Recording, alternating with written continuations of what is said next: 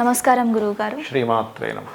గురువుగారు, చాలామంది ఏం చెప్తూ ఉంటారంటే ఎంత సంపాదించినా చేతిలో డబ్బు నిలవట్లేదు. అంటే ఎలా అంటే ఇప్పుడు కొంతమంది ఏం చెప్తారు అంటే 20,000 సంపాదించినా సరే వాళ్ళు చాలా చక్కగా ఖర్చు చేస్తారు, పొదుపు చేస్తారు. కొంతమంది ఏంటంటే 2 లక్షలు సంపాదించినా సరే డబ్బు స్థిరంగా ఉండదు. దీనికి పరిష్కారం ఏంటి? అసలు సమస్య ఏంటండి?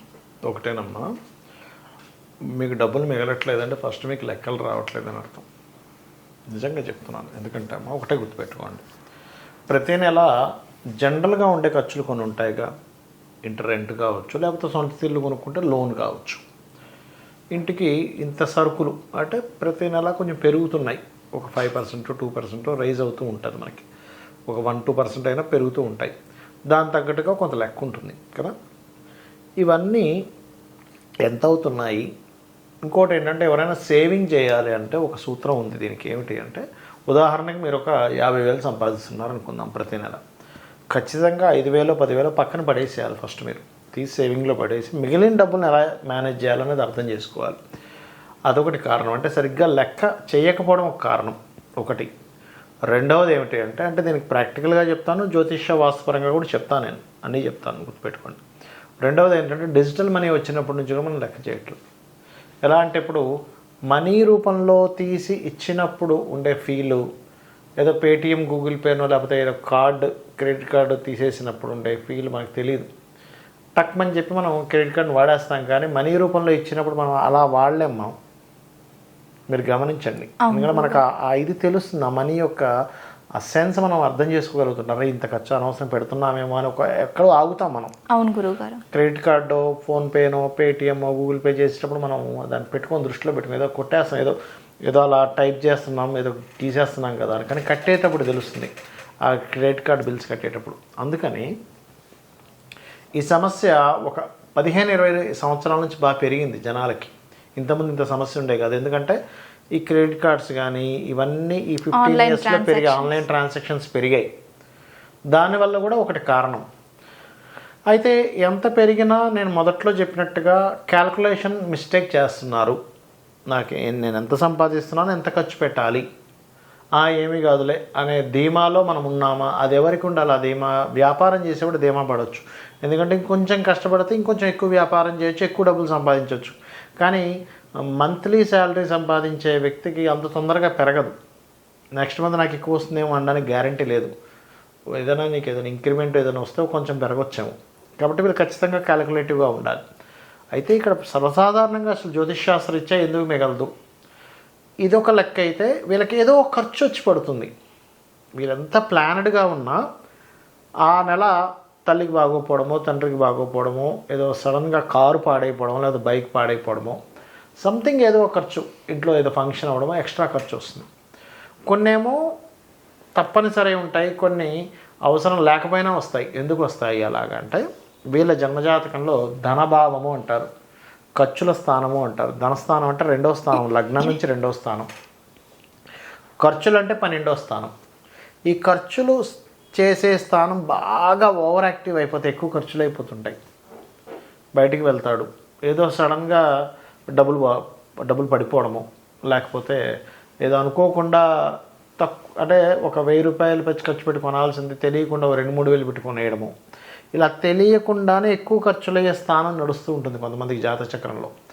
అప్పుడు ఏం చేయాలి? వీళ్ళు ఇంట్లో పెట్టే ప్రతి ఖర్చు వీళ్ళ చేతులతో పెట్టిస్తుండాలి. అప్పుడు వీళ్ళకి ఈ ఖర్చు రూపంలో ఆ దోషం పోతుంది. ఒకటి, ఏదైనా దేవతా మందిరం, దేవతాలయాలకి వెళ్ళి అక్కడ ఏదైనా సేవ చేయాలి. సేవ చేసినా ఖర్చు తగ్గుతుంది, ఎందుకంటే సేవ రూపంలో వీళ్ళకి ఆ దోషం పోతుంది. రెండవది, కొంతమందికి ధనభావం స్ట్రక్ అయి ఉంటుంది. అంటే కేతువు సంబంధం రావడం కానీ, బ్లాకేజెస్ అంటారు, మనీ బ్లాకేజ్ యోగా అంటారు దీన్ని ఆస్ట్రాలజీలో. అలా అయినప్పుడు కూడా ఏమవుతుందంటే వచ్చేదేమో తగ్గిపోతూ ఉంటుంది, ఖర్చు ఏమో ఎక్కువ అవుతూ ఉంటుంది. అలాంటప్పుడు గణపతి ఆరాధన చేయాలి. ఇంకొంతమందికి ఒక అప్పుకి ఇంకొక అప్పు పెరుగుతూ ఉంటుంది. అలాంటప్పుడు వాళ్ళు ఓం అపర్ణాయై నమః అనే మంత్రం చేసుకోవాలి. అప్పుడు అప్పులు తగ్గుతాయి. ఫైనాన్షియల్ గ్రోత్ పెరగడానికి లలితా సహస్రనామాల్లో ఓం సంపత్కరీ సమారూఢ సింధుర వ్రజ సేవితాయే నమః, లేదా ఓం ధర్మాధ్యక్ష ధనాధ్యక్ష ధనధాన్య వివర్ధిని, లేనట్లయితే ఓం నవవిద్రమ బింబశ్రీ ఞక్కారి రతన చదాయ నమః. ఈ 3 నామాల్లో ఏమి చేసుకున్నా ఫైనాన్షియల్ గ్రోత్ జరుగుతుంది. ఇదొకటి. ఇక ఇది జాతకపరంగా కొంతమందికి ఇంటి దోషం వల్ల ఫైనాన్స్ నిలబడదు. వాస్తు దోషం వల్ల, ఇంట్లో వాస్తు దోషం వల్ల ఏమిటది అంటే ఉత్తరే నిధి సంస్థితం అన్నారు శాస్త్రంలో. అంటే ఉత్తరం వైపు నిధులు ఉంటాయి, అక్కడ నువ్వు దోషం అవ్వకూడదు. దోషం ఉంటే నీకు డబ్బు నిలబడదు. సింపుల్. ఎలా అంటే చెప్తాను చూడండి, చిన్న ఎగ్జామ్. ముక్కుంది, గాలి పీల్చుకుంటాం, బ్లాక్ అయింది, ఏం పీల్చుకుంటాం? ఊపిరాడట్లేదండి అంటాం. కళ్ళు ఉన్నాయి, చూస్తున్నాం చక్కగా, ఏదో ఫంగస్ సంథింగ్ ఏదో వచ్చింది, కళ్ళు మూసిపోయినట్టు అయింది, సరిగ్గా చూడగలుగుతామా? అంటే ఇక్కడ దోషం ఏర్పడితే చూడలేకపోతున్నాం, ఇక్కడ దోషం ఏర్పడితే గాలి పీల్చుకోలేకపోతున్నాం, ఇక్కడ దోషం ఏర్పడితే వినపచ్చట్లేదు, ఇక్కడ దోషం ఏర్పడితే మాట్లాడలేకపోతున్నాం. అలాగే ఉత్తరంలో దోషం ఏర్పడితే ఉత్తరే నిధి సంస్థితం, అక్కడ కుబేరుడు కారకుడు కాబట్టి, ధనాన్నిచ్చేవాడు కుబేరుడు కాబట్టి, ఆ నివసించే గృహంలో ఉత్తరంలో దోషం ఉండడం వల్ల ధనం సరిగ్గా రావట్లేదు. అంటే ఆ గృహం యాక్సెప్ట్ చేయట్లేదు డబ్బులు రావడానికి. మనీ మీకు ఇంట్లోకి రావడానికి యాక్సెప్టబుల్ లేదు ఆ ఇంట్లో నివాసం ఉండగా. అంటే అదేం చేయాలి? ఒకటి, ఆ దోషాన్నైనా తొలగించుకోవాలి, లేకపోతే ఇల్లైనా మారాలి. దోషాన్ని తొలగించుకోవాలంటే ఉత్తరంలో బాత్రూమ్స్ ఉంటే దోషం, డబ్బు నిలబడదు. ఉత్తరంలో కలర్స్లో ఎల్లో రెడ్ కలర్స్ ఉంటే దోషం నిలబడదు, వైట్ కలర్ ఉండాలి. ఉత్తరంలో అనవసరమైన ఎక్కువ బరువులు పెట్టకూడదు, ఎర్త్ ఎలిమెంట్ పెరిగిపోయి డబ్బులు నిలబడదు. అందుకే ఉత్తరంలో బరువు ఉండకూడదు అంటారు, వినే ఉంటారు మీరు. ఇవి చూసుకోవాలి.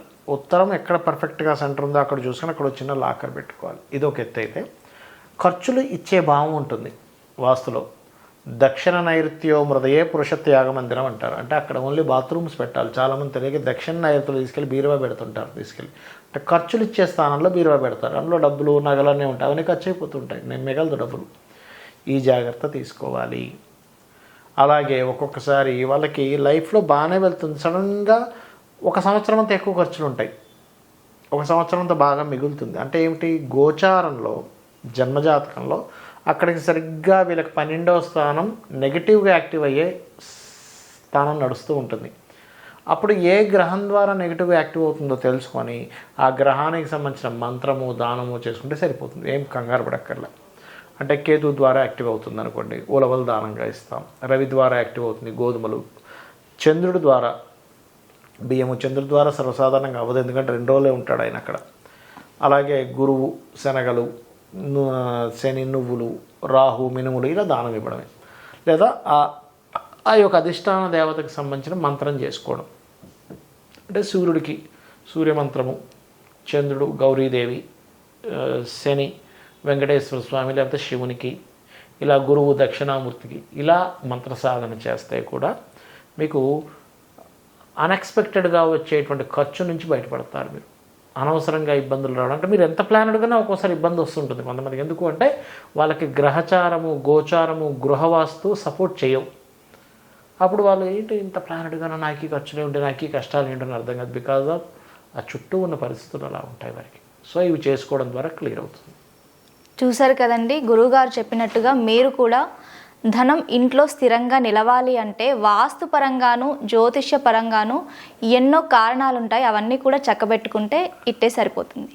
ధన్యవాదములు గురువుగారు. శ్రీమాత్రే నమః.